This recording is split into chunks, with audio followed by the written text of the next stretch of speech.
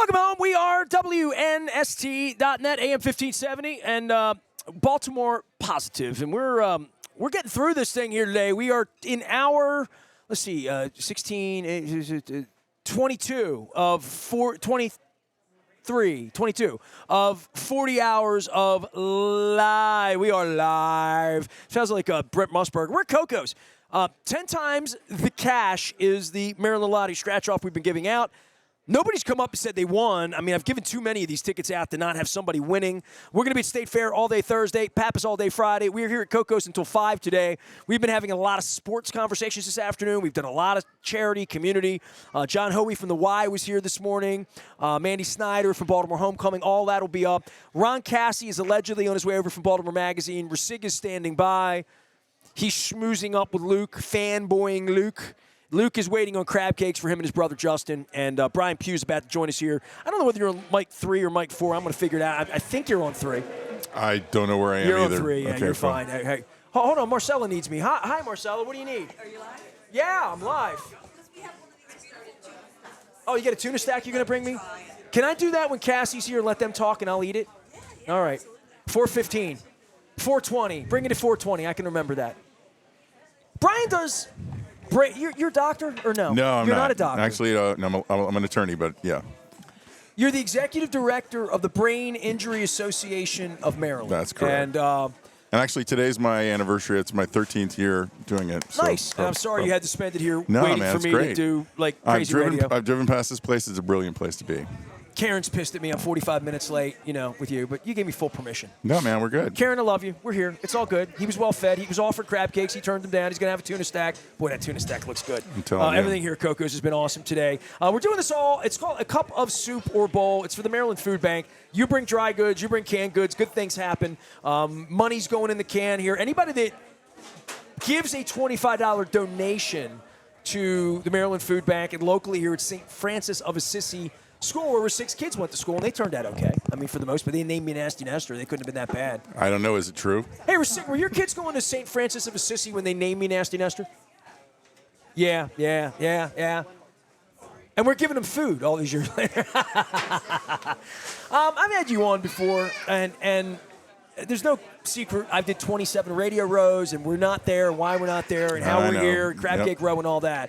But every time we ever were on Radio Row, it didn't take me long, in the 90s to say I liked having any guest on, right? So, I remember I have pictures of me and Jerome Bettis and Randall Cunningham before he was here and played here, and Darryl Green back in 95, 96, those Super Bowls. But it did not take long for the radio rows at the Super Bowl to include Jim Otto walking around, broken down, Absolutely. and Conrad Dobler broken down, and my dear friend John Mackey's wife, Sylvia Mackey, to come over and talk about this CTE thing. And look, man, we're a decade out on the movie being made, and the league skirting it under, and the dirty Jets doctors, and Damar Hamlin almost dying. It's just... we love it, but it's gladiatorial. And the Sporting News comeback player of the year, Tua Tagovailoa. I mean, he had very obvious to anybody watching except the neurotrauma specialist who was supposed to take a look at him. When he had his 2 concussions, and then they went back and maybe he'd actually had 3.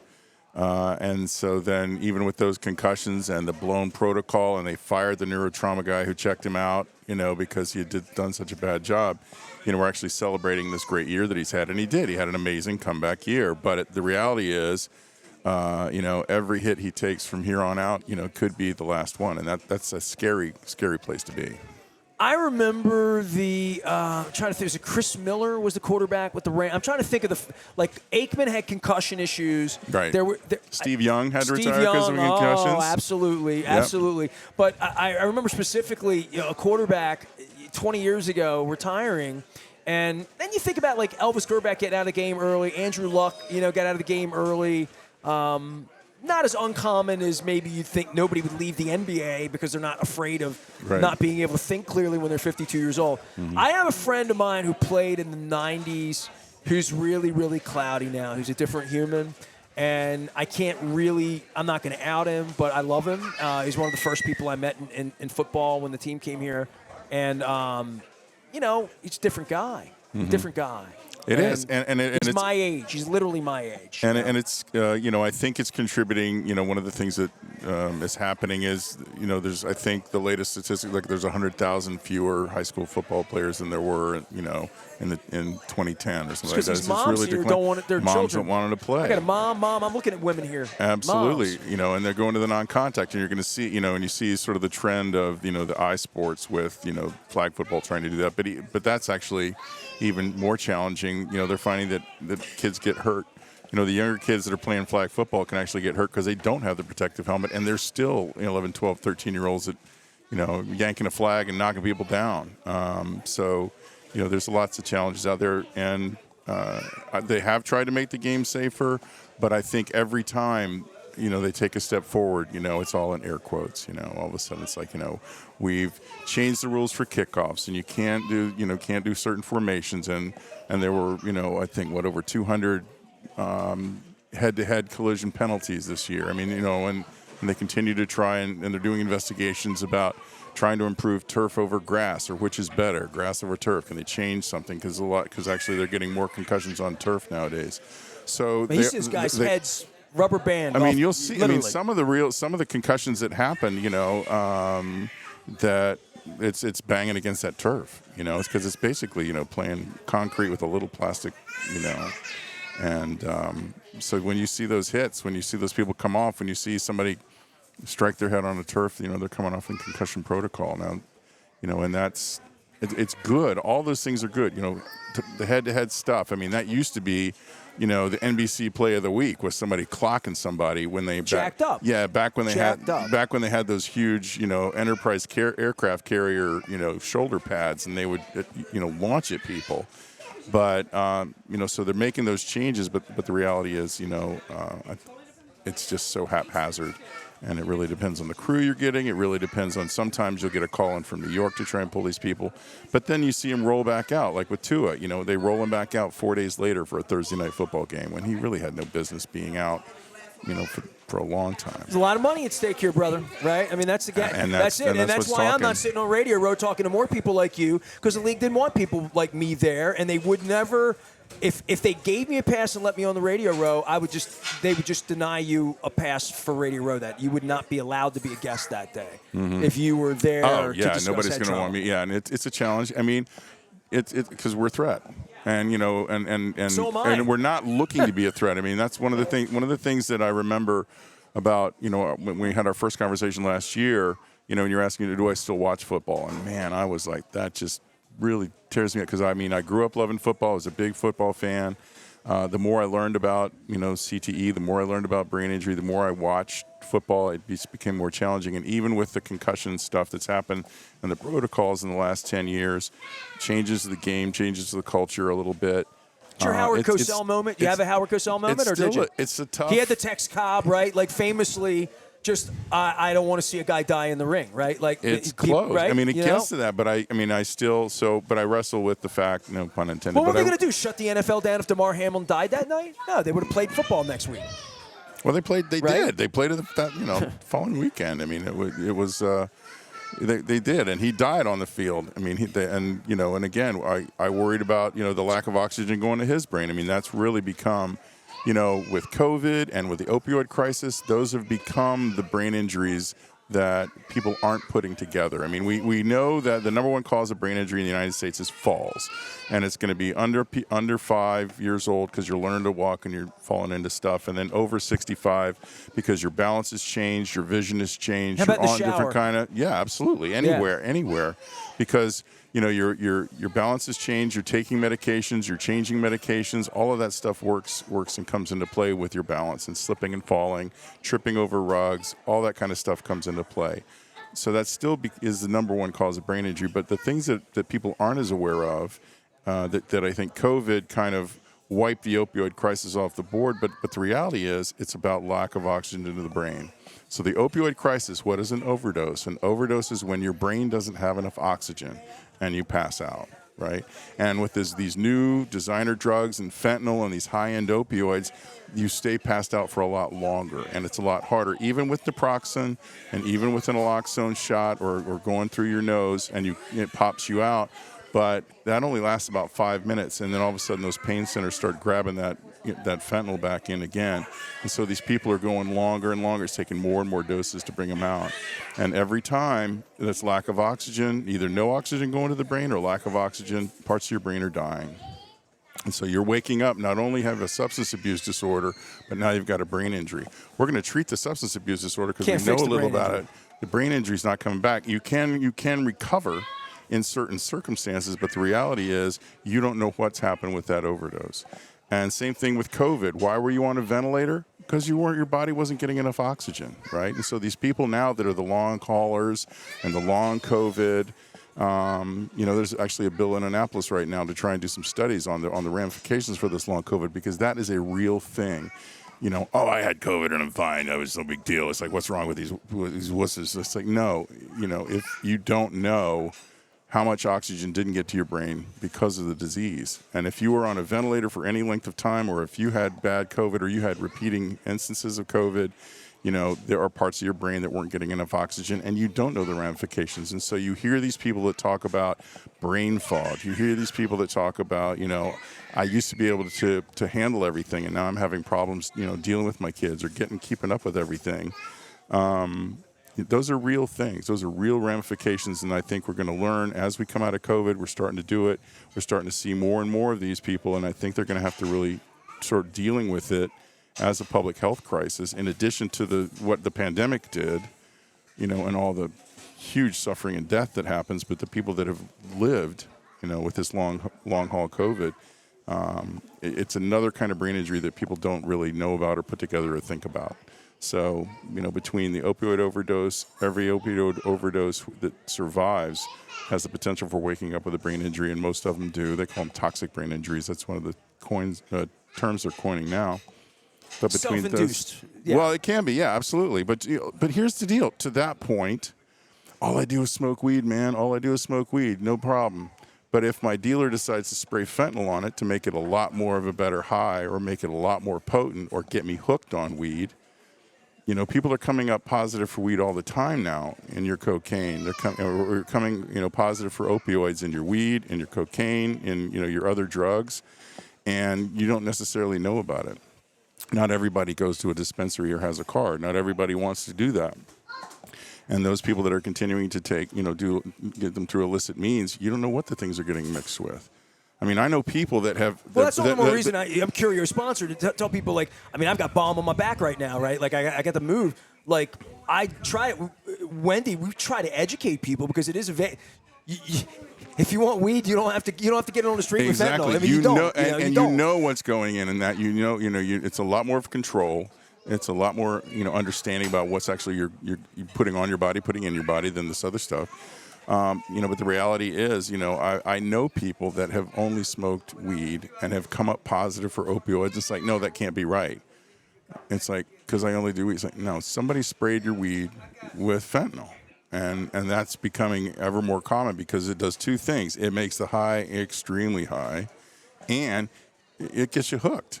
And you got to come back. I want some more of that stuff you gave me before. Give me some more of that really good stuff that you sold me before. I went to dinner in San Francisco, my favorite restaurant, a couple weeks ago with one of my best friends. I just jumped out for a couple days, and I was at the bar with two guys, and they were really down on the dumps, and about my age, maybe a little younger than me, actually. And they were celebrating the life of their friend that they lost, accidental fentanyl. He had shingles and was sort of self-medicating and trying to feel better. He was in pain, right? And woke up dead. Yep. Fentanyl, And there's a new one. I can't remember the name of it, but there's one that's even more potent. And you take a look, and there's graphs. You can go on the internet and Google this stuff. But it's like, you take a pound of heroin, and then you get a little bit of more of morphine, and it's less. It's like, and then you get a shot glass of this, and then you get down to grains of the same analgesic effect of this fentanyl. And it doesn't take much, and it can take you out. Well, we talk about people all the time. By the way, Bryan Pugh's here, Brain Injury Association of Maryland. What is that for everybody? So the Brain Injury Association of Maryland, actually, we celebrated our 40th anniversary last year. We were started by parents and caregivers and therapists and doctors and nurses who really didn't have anywhere to turn back in 1983. So they turned to each other and said, how do we figure out how to deal with our family was nothing members? About football. This was, no. This was just falling, these right? like pediatric injuries, right? Strokes, people with loved ones with brain injuries, okay. and at that point, well, when you think brain injury with me, it's radio where we go. It's all football. No, football is so small. I mean, football is just the most obvious place. Well, that this right, is self-inflicted, exactly, because you got the names on the back of the shirts. I mean, we see people with brain injuries, auto accidents, all of that, right? Absolutely, regular people. So these are, or just falling in the bathroom, falling off your bike. All this stuff can happen. Getting whatever. So these guys got together and they started a foundation. The foundation linked up with some other national organizations and became part of the Brain Injury Association of America. So we have an 800 number, 800-221-6442. That's my shameless plug. Play it again. Give it the number again. 1-800. You did it too fast for me. 1-800-221-6442, and we've been answering that phone line for 40 years. We get around 300 phone calls a month from people all over the country looking to find out, my son's had his third concussion. What can I do? My mom's fallen in Boston. We're moving her to Maryland. What kind of stuff do we need to do to get her stuff transferred here? And how do we need to make our house available? My brother can't live by himself anymore. What kind of services are available? We handle those kinds of questions and try to help people and walk people through, because what we talk about is, it's a club that you didn't know existed. You become a charter member, and even if you knew it existed, you wouldn't want to be a member, and you're going to get a graduate's degree in neuroscience, even though you didn't want to. So it's a very challenging time, and it can be very disruptive, and it can change people's lives. If I'm the primary caregiver, and my kids are out in the driveway skateboarding, and I jump on a skateboard. Hey, Dad was a really good skateboarder. Watch me do this, whatever. And I hit a pebble, fall down, hit my head, no helmet, hit my head on the ground, wake up 3 weeks later. My law practice is gone. My kids can't, I don't have any money coming in. I can't drive to work anymore. I can't think anymore. And my kids can't go to private school anymore. I can't afford the mortgage, or who's got the insurance? I mean, very disruptive. And that's just one example of the many examples, So we try to help people. When they call us, we try to walk people through the different things that you can, because you don't even know what to ask. I don't even know what to ask. What should I be asking? And how can I get the therapist? So much we don't even understand about the brain, right? And we're learning every day. Everybody wants to say, can my loved one get better? And that's all. I had a friend with a stroke recently, and they're, is trying to relearn things. And my God, it's just, I went through it with my wife with leukemia. Exactly. And her thing, but brain, man, it's all, and she had fog, she had chemo fog, she had all of that brain, going on. That chemo brain is a real thing. Real thing. Poor wife. And sometimes you can get through it, and other times you just got to adapt and you figure it out. And one of the things that we talk about, it's recovery is a huge term in our rehabilitation, right?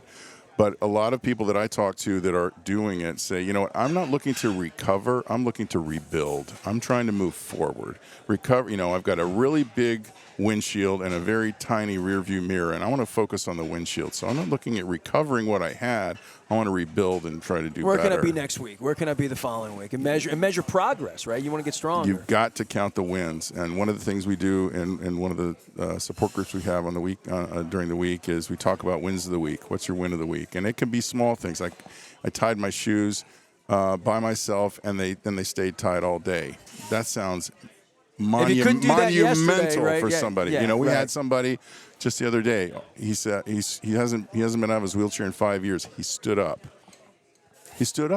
And and there wasn't a dry eye on the plate. We were all applauding, and that just, you got to take that win. You've got to take that win. But, one of the challenges, and they call it the silent epidemic for a reason, is if I can't see it, if you don't have a big scar across your face, or you don't necessarily have, some physical We talked about that deformity. With mental health challenges. Absolutely. And we talked about that with PTSD, with military, and just you can't see what's wrong with them, right? You can't. You have no idea, and that becomes really problematic for the people that are trying to do it, right? Trying to live every day and trying to get through every day, and and that's one of the things that we try to reach out to them and say, you're not alone. We get it.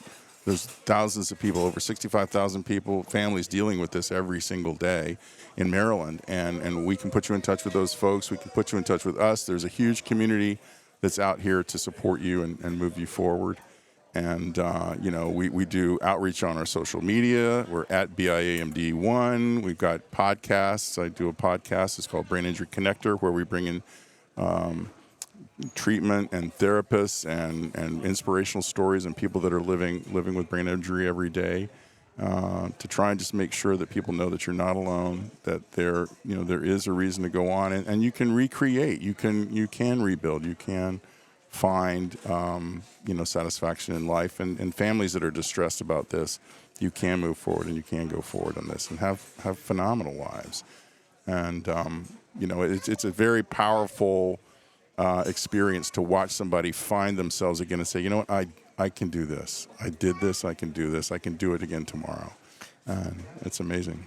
Appreciate you, man. Bryan Pugh's here, Brain Injury Association of Maryland. Give the website, give the numbers, give all that stuff. So we are at BIAMD.org, www.BIAMD.org. And your resource, anybody has questions? Brain injury, stroke, any force or blow to the head. We've got all kinds of information. We have support service case managers who can talk to you.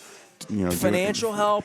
We can find financial help. We don't do any direct support, sure, but we're about trying to get people the help that they need, right? We're sort of the wheelhouse for you come in and we're going to try and put you in something. You have resources to put you in the right places. We have relationships with a lot of the hospitals, a lot of the therapists, a lot of the government agencies, and we can try to put you in touch. We can help you in certain circumstances to apply for some of those services and try and make sure that you have what you need. Well, I'm wrapping up day 3 of 5. We have an hour left. Ron Cassidy from Baltimore Magazine and Rasiger over here acting like they met each other last summer. They become like friends because they met on my show. Isn't that the greatest thing ever? If you had a friend for 40 years, you don't want to be bringing in other people that might be nicer.